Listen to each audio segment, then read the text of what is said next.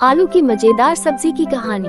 एक बार की बात है, एक छोटे से गांव के रसोई घर में सब्जियां आपस में बातें कर रही थीं। उस दिन रसोई में त्योहार का माहौल था, क्योंकि सबको पता था कि कुछ खास बनने वाला है।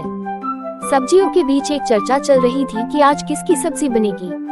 प्याज, टमाटर, मिर्च और मसाले सभी खुश थे, लेकिन वहाँ एक आलू कोने में चुपचाप बैठा था।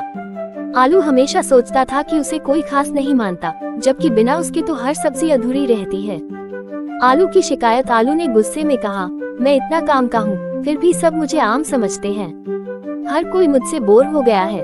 प्याज हंसते हुए बोला, अरे आलू भाई, तुम तो सभी सब्जियों में मिल जाते हो, इसलिए लोग तुम्हें साधारण समझते हैं। टमाटर भी मुस्कुराया और बोला, हाँ, तुम्हारी तो हर कोई आदत बना चुका है। आलू को ये बातें सुनकर बुरा लगा।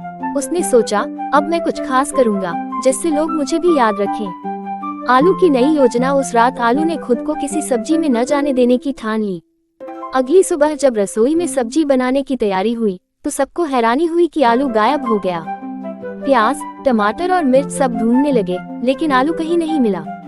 रसोइये ने कहा, आज हम बिना आलू की सब्जी बनाएंगे, देखते हैं कैसा स्वाद आता है। रसोई में बिना आलू की सब्जी बनाई गई। प्याज, टमाटर और मिर्च तो खुश थे कि आज उनके बिना आलू की ही सब्जी बनी है। सबने खुशी खुशी थाली में परोसी, लेकिन जैसे ही लोग खाने बैठे, सभी ने एक ही बात कही, अरे, इसमें वो मजा नहीं है जो आलू वाली सब्जी में होता है। लोगों ने शिकायत की, आलू के बिना सब्जी अधूरी लग रही है, जल्दी से आलू डालो। रसोइया भी परेशान हो गया और सोचा, आलू के बिना तो सच में स्वाद अधूरा है। अब आलू कोने में छुपा हुआ ये सब सुन रहा था। उसे हंसी भी आई और गर्व भी महसूस हुआ। उसने सोचा, शायद मैं सच में खास हूँ। आलू झट से बाहर आया और बोला, मुझे बिना सब्जी में डाले स्वाद अधूरा ही रहेगा। रसोइये ने फिर से सब्जी में आलू डाला, और जब सबने सब्जी खाई, तो सबने कहा, अब मजा आ गया। आलू के बिना तो हमारी सब्जी का स्वाद ही नहीं आता। इस मजेदार कहानी से हमें ये सीख मिलती है कि कभी कभी जो चीजें हमें साधारण लगती हैं, वही असल में सबसे जरूरी होती हैं। जैसे आलू, जो हर सब्जी का हिस्सा बनकर उसे खास बना देता है, वैसे ही हमारी जिंदगी में कुछ चीजें होती हैं जो दिखने में छोटी होती हैं, लेकिन उनके बिना सब अधूरा लगता है। परी और उसकी सेहतमंद मैगी सूप की कहानी।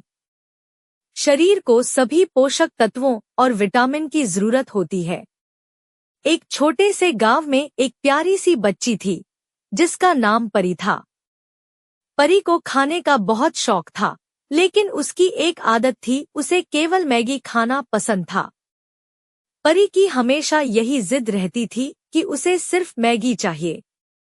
उसे लगता था कि मैगी ही उसका सबसे पसंदीदा और स्वादिष्ट खाना है। परी की मम्मी हमेशा उसे समझाती, बेटा, तुम्हारे शरीर को केवल मैगी से सारे पोषक तत्व नहीं मिल सकते। तुम्हें फल और सब्जियां खानी चाहिए, ताकि तुम्हारी हड्डियां मजबूत हों और तुम हमेशा स्वस्थ रहो। लेकिन परी ने कभी उनकी बातों को सीरियस नहीं लिया। उसे लगता था कि मैगी में सब कुछ होता है। वो हमेशा यही कहती, मम्मी, मुझे सिर्फ मैगी चाहिए, मुझे बाकी कुछ नहीं चाहिए। मम्मी को इस बात का एहसास था कि अगर परी को कुछ नया तरीका दिखाया जाए, तो वह सब्जियां और फल खाने में भी रुचि ले सकती है। एक दिन उन्होंने सोचा, अगर परी को मैगी ही पसंद है, तो क्यों न मैगी को ही एक सेहतमंद रूप दिया जाए। अब मम्मी ने एक खास मैगी सूप बनाने का फैसला किया, जिसमें गाजर, पालक, शिमला मिर्च, टमाटर और हरी बीन्स जैसी ताजगी से भरी सब्जियां डाल दी। साथ ही सूप को स्वादिष्ट बनाने के लिए उन्होंने जीरा, हल्दी, गरम मसाला, मिर्च पाउडर और सौंफ जैसे मसाले भी डालें, ताकि सूप में एक खास जायका हो। जब सूप तैयार हुआ, तो उसकी खुशबू पूरे घर में फैल गई। परी, जो अपनी पढ़ाई में व्यस्त थी, अचानक वह खुशबू महसूस कर बैठी और दौड़ते हुए रसोई में आई। क्या बना रहे हो? परी ने उत्सुकता से पूछा। यह है मैगी सूप, जिसमें वह सभी पोषक तत्व डाले गए हैं, जो तुम्हारे शरीर के लिए जरूरी है, कहा गया। परी थोड़ी सी नाक भौं चढ़ाते हुए बोली, मुझे तो बस सादी मैगी चाहिए, मुझे यह सूप क्यों? लेकिन सूप का पहला घूंट लेते ही परी की आंखें खुली की खुली रह गई। वाह, यह तो बहुत स्वादिष्ट है। यह सादी मैगी से भी ज्यादा मजेदार है, परी ने खुशी से कहा। अब वह समझ गई थी कि इसमें डाले गए ताजे फल और सब्जियां सिर्फ स्वाद नहीं, बल्कि उसकी सेहत के लिए भी फायदेमंद थी। तब परी को यह एहसास हुआ कि जीवन में सिर्फ वही पुराना खाना नहीं खाना चाहिए, बल्कि नए अनुभवों को अपनाकर हम अपनी सेहत को और बेहतर बना सकते हैं। इससे न सिर्फ उसका स्वाद बदला, बल्कि अब वह जानती थी कि शरीर को स्वस्थ रखने के लिए अच्छे पोषक तत्वों की जरूरत है। मोरल ऑफ द स्टोरी: हमारे शरीर को सभी पोषक तत्वों और विटामिन की जरूरत होती है। अगर हम सिर्फ वही पुराना खाना खाते रहें, तो हमारे शरीर को जरूरी ऊर्जा और ताकत नहीं मिल पाती। हमें फलों और सब्जियों को भी अपनी डाइट में शामिल करना चाहिए, ताकि हम न केवल स्वादिष्ट भोजन का आनंद लें, बल्कि अपनी सेहत को भी बेहतर बनाए रखें।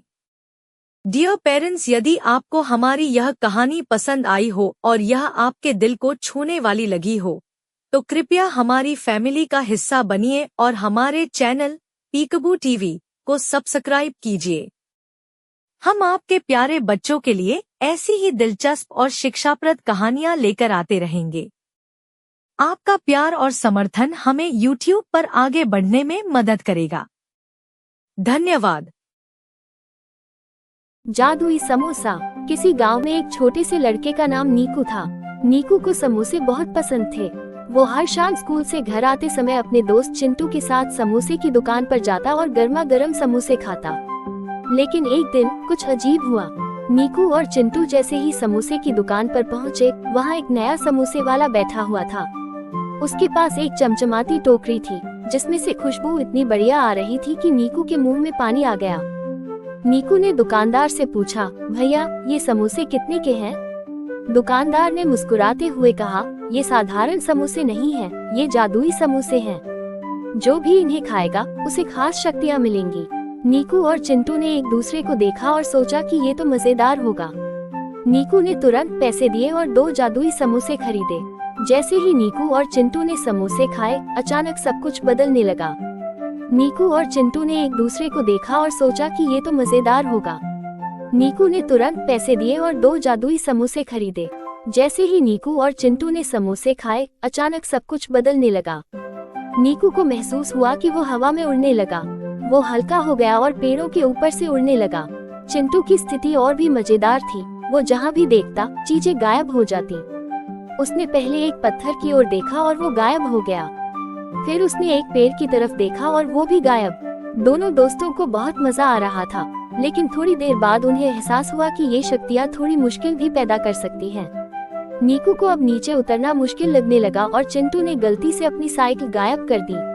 अब दोनों परेशान हो गए और भागकर जादुई समोसे वाले के पास गए। नीकू ने कहा, भैया ये शक्तियाँ हमें वापस चाहिए, हमसे संभल नहीं रही। समोसे वाले ने हंसते हुए कहा, अरे बच्चों, जादू भी संभालना सीखना पड़ता है, लेकिन चिंता मत करो, ये शक्तियाँ कुछ ही समय के लिए हैं। जैसे ही सूरज ढलेगा सब ठीक हो जाएगा। और सचमुच जैसे ही सूरज ढला, नीकू फिर से जमीन पर आ गया और चिंटू की साइकिल भी वापस आ गई। दोनों ने चैन की सांस ली और एक दूसरे से वादा किया कि अगली बार जादू से पहले थोड़ा सोच समझकर काम करेंगे। उस दिन के बाद नीकू और चिंटू ने समोसे तो खूब खाए, पर कभी भी जादुई समोसे को हाथ नहीं लगाया। हाँ, उस दिन की मजेदार बातें वे हमेशा याद करते रहे और खूब हंसते थे।